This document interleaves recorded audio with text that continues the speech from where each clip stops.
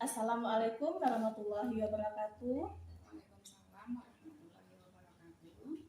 Perkenalkan, nama saya Sri Rika Putri, CGP Angkatan 4 dari SD Kartika 111 Padang. Nah, di sini saya akan membuat tugas tentang eksplorasi konsep modul 3.1, di mana di sini itu terkait tentang pengambilan keputusan sebagai pemimpin pembelajaran.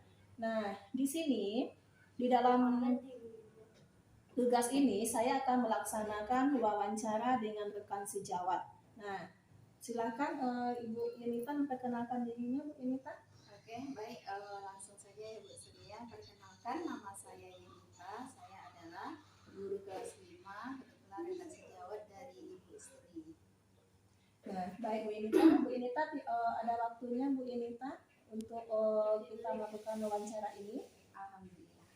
Terima kasih ya Bu Yunita ya. Nah, di sini kita akan melakukan sebuah wawancara di mana nanti saya pribadi akan memberikan sebuah kasus. Nanti saya meminta pendapat dari Bu Yunita dalam pengambilan keputusan tentang kasus yang nanti saya bacakan ya Bu Yunita. Nah, baik Bu Yunita, saya akan membacakan sebuah kasusnya dulu ya Bu Yunita. Di mana di sini kasusnya Ibu Tati adalah guru kelas 5 yang merupakan rekan kerja Anda yang sama-sama mengajar kelas 5 yang kelasnya paralel. Ruangan kelas Bu Tati pun persis di sebelah ruangan kelas Anda. Ibu Tati terkenal sangat disiplin dan cenderung galak. Pada sisi lain, Ibu Tati juga pekerja keras dan murid-muridnya pun selalu mendapatkan nilai-nilai yang sangat baik. Sebagian murid sangat takut kepada Bu Tati dan sebagian lain bisa menyesuaikan diri. Kepala sekolah Anda dan orang tua murid juga sangat menghargai Ibu Tati. Suatu hari, Anda mendengar tangisan seorang murid dan pergi keluar untuk melihat asal suara tangisan tersebut. Anda melihat seorang murid perempuan kelas 5 sedang berlutut di atas bebatuan sekolah yang sangat panas. Menghadap di depan pintu kelas Ibu Tati. Anda melihat Ibu Tati tampak tidak menghiraukan suara tangisan muridnya dan tetap mengajar seperti biasa.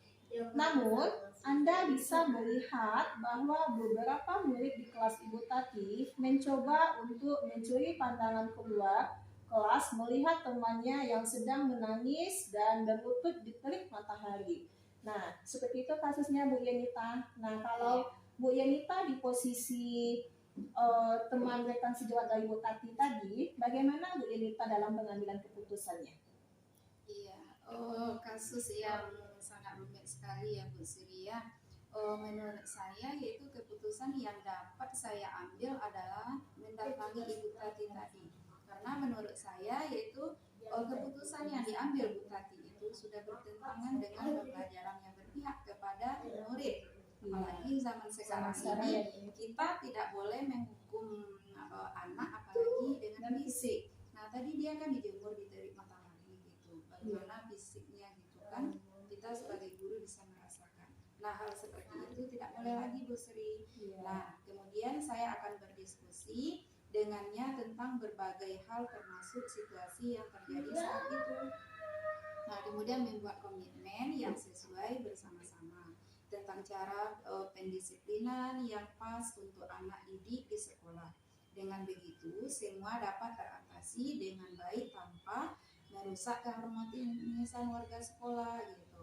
Nah, kemudian menurut saya cara berdiskusi merupakan cara terbaik untuk dilakukan tanpa mengurangi, tanpa menggurui sehingga moral dan etika tetap berjalan beriringan sesuai aturan yang ada. Nah, seperti itu menurut pendapat saya. Oke, Bu Inita. Jadi Bu Inita ini dalam mengambil keputusannya adalah yang pertama langkahnya adalah melakukan diskusi terlebih dahulu ya Bu Inita ya, di mana Bu Inita terlebih dahulu mendatangi Bu Tati dan mengajak untuk berdiskusi. Nah di sini kita beranggapan, berarti Bu Inita beranggapan sifat yang diberikan Ibu Tati tadi adalah sangat bertentangan ya Bu. Iya, Nah, di mana di sini ya, di mana Bu Tati ini kan mendisiplinkan anak, tetapi caranya yang salah ya Bu Yenita ya. Tujuannya mungkin udah benar Ya, gitu kan, tapi caranya aja yang harus. Ya, jadi di sini kita boleh ya Bu Yenita ya tentang mendisiplinkan anak, tetapi kita harus beranjak lagi untuk berpihak kepada peserta didik ya Bu Yenita ya. Baik, terima kasih ya Bu Yenita, sangat bagus sekali dalam pengambilan keputusan. Nah, di sini kami Bu Yenita di CGP di modul 3 ini, di dalam pengambilan keputusan ada 3 prinsip yang harus kita ketahui ya Bu Yenita. Yang pertama itu adalah berpikir berbasis hasil akhir. Nah, yang kedua berpikir berbasis peraturan. Nah, yang ketiganya adalah berpikir berbasis rasa peduli. Nah, dari kasus yang kita bahas ini, menurut Bu Yenita, 3 prinsip ini yang mana termasuk dalam kasus ini Bu Yenita? Menurut saya setelah menelaah kasus Ibu Tati tadi, prinsip yang menurut saya yang tepat yaitu prinsip berpikir berbasis peraturan, karena Bu Tati tadi dalam aturannya sudah melanggar gitu kan, dia mendisiplinkan anak terlalu keras gitu, bertentangan dengan aturan. Karena dia dapat merusak fisik anak juga ya. Betul. Itu yang menurut saya prinsip yang berbasis peraturan.